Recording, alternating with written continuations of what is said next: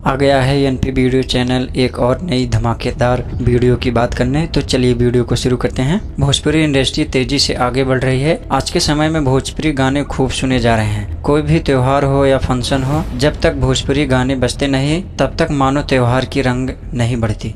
भोजपुरी गाने जबरदस्त धमाल मचाते हैं। सिर्फ देश भर में ही नहीं बल्कि विदेशों में भी भोजपुरी गाने खूब सुनते जाते हैं। इसी बीच भोजपुरी का एक हॉट गाना तेजी से वायरल हो रहा है। जी हाँ, भोजपुरी के हम जिस गाने की बात करने वाले हैं या उसका नाम क्या है, चलिए आपको बताते हैं। कबले ठंडा के रखबू जवानी पानी में। भोजपुरी इंडस्ट्री अपनी अश्लीलता के लिए भी जानी जाती है। जी हाँ, इस इंडस्ट्री में कुछ ऐसे गाने और फिल्में बताई जा चुकी हैं जिन्हें आप अकेले में देखें तभी अच्छा है, क्योंकि वे फिल्म और गाने घर वालों के सामने आप देख ही नहीं पाएंगे, क्योंकि वे हद से ज्यादा बोल्ड हैं। और भोजपुरी की दुनिया में एक से एक बोल्ड गाने हैं और उसी में से एक गाना कबले ठंडा के रखबू जवानी पानी में ये भी शामिल है। इस गाने को देख आपका मुंह खुला का खुला रह जाएगा। कबले ठंडा के राखी जवानी पानी में भोजपुरी गाने को एक प्यार में डूबे कंबल पर फिल्माया गया है। ये कपल गाने में खूब रोमांस कर रहे हैं। कभी पानी में दोनों रोमांस कर रहे हैं तो कभी बेड पर। दोनों के बोल्ड सीन ने तो तहलका ही मचा दिया है। इस हॉट गाने में जो हीरोइन नजर आ रही है, उन्होंने बोल्ड सीन देने में कोई भी कसर नहीं छोड़ी है। छोटी छोटी ड्रेस में अपनी कमाल की अदाएं फ्लॉट कर रही हैं। भोजपुरी हॉट गाना कबले ठंडा के रखबू पानी में को दर्शकों के द्वारा खूब देखा जा रहा है। जो भी इस गाने को देख रहा है पसीने से तरतर हो जा रहा है। गाने में रोमांस, हॉटनेस और बोल्डनेस का भरपूर तगड़ा प्यार मिल रहा है। अब तक इस गाने को 10 मिलियन से अधिक व्यूज मिल चुके हैं और लगातार व्यूज तेजी से बढ़ रहे हैं। बता दें कि इस हॉट गाने को नंदिनी तिवारी ने गाया है, जबकि लिरिक्स